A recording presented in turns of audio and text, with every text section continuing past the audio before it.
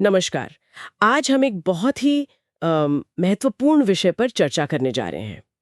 दिसंबर 2025 में अगर कोई वाहन खरीदना चाहे तो कौन से समय, कौन सी तिथियां, नक्षत्रों और ग्रहों की दृष्टि से शुभ रहेंगी।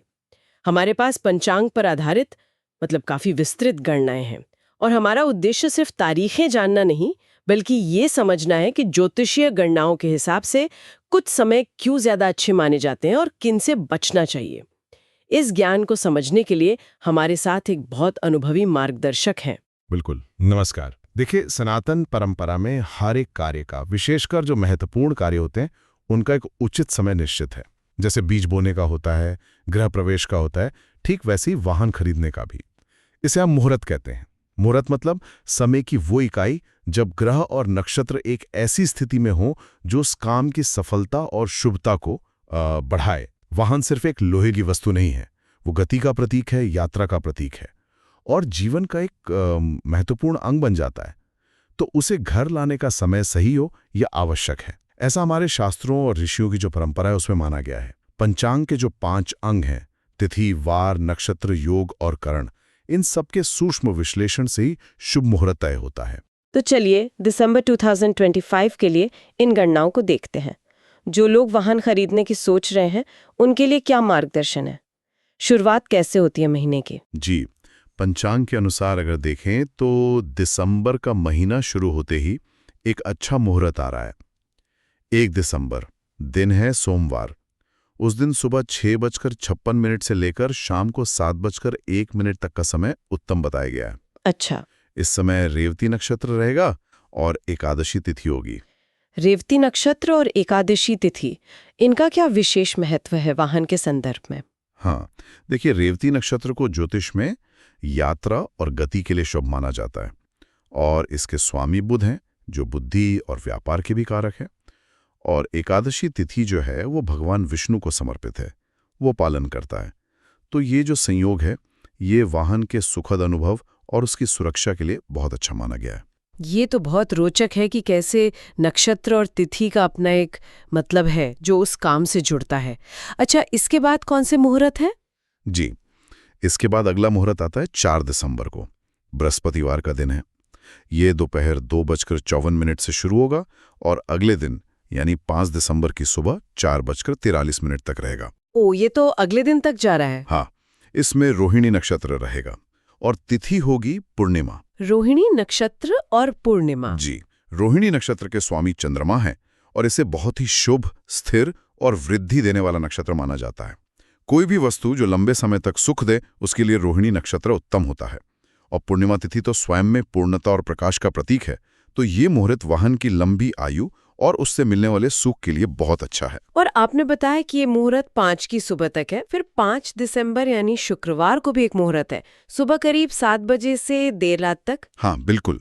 5 दिसंबर को सुबह 6:59 से मुहूर्त शुरू होगा और ये देर रात 12:55 तक चलेगा, जो असल में 6 दिसंबर की शुरुआत हो जाती है। इसमें कौन से नक्षत्र हैं? इसमें 2 नक्षत्रों का प्रभाव रहेगा।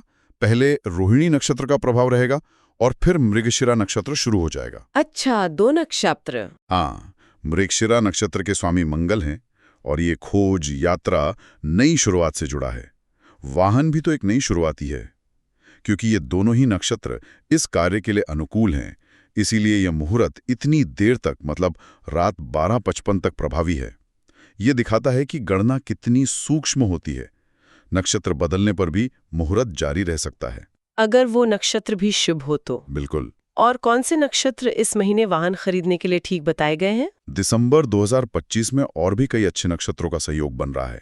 जैसे कि 7 दिसंबर को पुनर्वसु नक्षत्र है, 8 दिसंबर को पुष्य नक्षत्र है, जिसे नक्षत्रों का राजा कहते हैं और खरीदारी के लिए तो बहुत ही शुभ माना जाता है। हाँ, पुष्य नक्षत्र के बारे में सुना है। जी, फिर 14 और 15 दिसंबर को हस्त और चित्रा नक्षत्र हैं। 15 को ही स्वाति नक्षत्र भी है। 17 दिसंबर को अनुराधा नक्षत्र, फिर 24 और 25 दिसंबर को धनिष्ठा और शतभिषा नक्षत्र और आखिर में 28 दिसंबर को फिर से रेवती नक्षत्र का मुहूर्त है। ये सभी नक्षत्र अपनी प्रकृति के अनुसार वाहन खरीदने जैसे शुभ काम के लिए उत्तम माने गए हैं। आपने पुष्य नक्षत्र का जिक्र किया 8 दिसंबर को। जी। इसका समय शाम 4 बजे से अगली सुबह करीब 3 बजे तक है। इसका क्या विशेष महत्व है, थोड़ा और बताएंगे? अवश्य। पुष्य नक्षत्र को 27 नक्षत्रों में सबसे ज्यादा शुभ माना जाता है। इसके देवता बृहस्पति हैं, जो ज्ञान, समृद्धि और शुभता के कारक हैं, और स्वामी शनि है, जो स्थायित्व देते हैं। इसीलिए ऐसी मान्यता है, शास्त्रों में वर्णित है कि पुष्य नक्षत्र में खरीदी गई कोई भी चीज, खासकर सोना, भूमि या वाहन, वो लंबे समय तक सुख और समृद्धि देती है। इस नक्षत्र में किए गए कार्य लगभग हमेशा सफल होते हैं। एक और मुहूर्त है जो ध्यान खींच रहा है, 14 दिसंबर रविवार का। ये तो सुबह 7:06 से अगले दिन सुबह 7:06 तक, मतलब पूरे 24 घंटे का मुहूर्त है। इसमें दशमी और एकादशी 2 तिथियां और हस्त व चित्रा 2 नक्षत्र भी। हाँ, कभी-कभी ग्रहों और नक्षत्रों की स्थिति ऐसी बन जाती है कि लगातार 2 तिथियां और 2 नक्षत्रों मिलकर एक बहुत ही शुभ योग बना देते हैं। हस्त नक्षत्र का स्वामी चंद्रमा है। ये दक्षता और शीघ्रता का प्रतीक है। चित्रा नक्षत्र का स्वामी मंगल है और ये रचना, सुंदरता, तकनीक से जुड़ा है। और दशमी, एकादशी दोनों ही तिथियां शुभ है। जब इतने सारे शुभ तत्व एक साथ मिल जाते हैं तो एक बहुत ही बलवान और लंबी अवधि का मुहूर्त बन जाता है। ये उन लोगों के लिए सुविधाजनक भी होता है जिन्हें अपने व्यस्त जीवन में समय निकालने में मुश्किल होती है। ये दिखाता है कि ब्रह्मांडीय ऊर्जा कभी-कभी हमें लंबे समय तक अपना आशीर्वाद देती है। इसके अलावा भी 15, 17, 24, 25, 26 और 28 दिसंबर को मुहूर्त है। तो मतलब विकल्प तो काफ़ी हैं अगर कोई इन ज्योतिषीय गणनाओं के अनुसार चलना चाहे। लेकिन जैसे शुभ समय होते हैं, वैसे कुछ ऐसे दिन या समय भी तो होंगे जिनसे बचने की सलाह दी जाती होगी। बिल्कुल सही कहा आपने। देखिए, जैसे शुभ मुहूर्त कार्य की सफलता में मदद करते हैं, वैसे ही अशुभ समय में किया गया कार्य बाधा ला सकता है। पंचांग की गणनाएं बहुत स्पष्ट रूप से कुछ दिनों को वाहन खरीदने जैसे कार्यों के लिए वर्जित मानती हैं। दिसंबर 2025 में अगर देखें तो विशेष रूप से मंगलवार और शनिवार के दिनों को टालने का सुझाव दिया गया है। मंगलवार जैसे 2, 9, 16, 23, 30 दिसंबर और शनिवार 6, 13, 20, 27 दिसंबर। इन्हें क्यों वर्जित माना गया है वाहन खरीदने के लिए? क्या कारण है इसका ज्योतिष में? देखिए, मंगलवार का स्वामी ग्रह है मंगल। मंगल को उग्रता, दुर्घटना, अग्नि का कारक माना गया है। तो वाहन जैसी गतिशील और यात्रा से जुड़ी वस्तु के लिए मंगल का प्रभाव बहुत अनुकूल नहीं मानते, क्योंकि ये टकराव या क्षति की आशंका को मतलब बढ़ा सकता है। हो, वहीं शनिवार का स्वामी शनि ग्रह है। शनि धीमी गति, बाधा, विलंब और कभी-कभी लोहे से जुड़े कष्ट का प्रतिनिधित्व करता है। अब नया वाहन तो जीवन में गति और सुगमता लाने के लिए खरीदते हैं, तो इसलिए शनि के प्रभाव वाले दिन को अक्सर टालने की सलाह दी जाती है ताकि वाहन से जुड़ी कोई परेशानी या बाधा ना आए। ये पारंपरिक ज्योतिषीय मान्यताएं हैं जो ग्रहों के स्वभाव पर आधारित हैं। अच्छा। इनके अलावा भी कुछ तारीखें वर्जित बताई गई हैं जिनके कारण अलग हैं, जैसे 3, 10, 11, 19, 21 दिसंबर। इनके लिए लिखा है शुभ नक्षत्र उपलब्ध नहीं है। इसका क्या मतलब हुआ? जी, मुहूर्त शास्त्र में नक्षत्र की भूमिका बहुत महत्वपूर्ण है। चंद्रमा जिस नक्षत्र में गोचर करता है वो उस दिन के मानसिक और भावनात्मक माहौल पर असर डालता है। वाहन खरीदना एक बड़ा भावनात्मक और आर्थिक फैसला भी है। तो यदि उस दिन कोई ऐसा नक्षत्र प्रभावी नहीं है जिसे वाहन खरीदने जैसे काम के लिए ज्योतिष की दृष्टि से शुभ और सहायक माना जाता हो, जैसे रोहिणी, पुष्य, हस्त, रेवती वगैरह, तो उस दिन को टालना ही उचित समझा जाता है। भले ही दिन या तिथि सामान्य लगे, पर अगर नक्षत्र का बल नहीं है तो उस कार्य का आधार एक तरह से कमजोर माना जाता है। एक और कारण बताया गया है 12 और 29 दिसंबर के लिए, वो ये कि वर्जित तिथि शुभ नक्षत्र को दूषित कर रही है। ये सुनने में थोड़ा गहरा लग रहा है। दूषित करना, इसका क्या मतलब है? इसका अर्थ ये है कि भले ही उन दिनों में कोई शुभ नक्षत्र मौजूद हो, लेकिन उस दिन की जो तिथि है यानी चंद्र दिवस, वो स्वयं में इतनी अशुभ या नकारात्मक मानी जाती है कि वो उस शुभ नक्षत्र के अच्छे प्रभाव को भी नष्ट कर देती है, या कह लीजिए उस पर अपना नकारात्मक रंग चढ़ा देती है। अच्छा।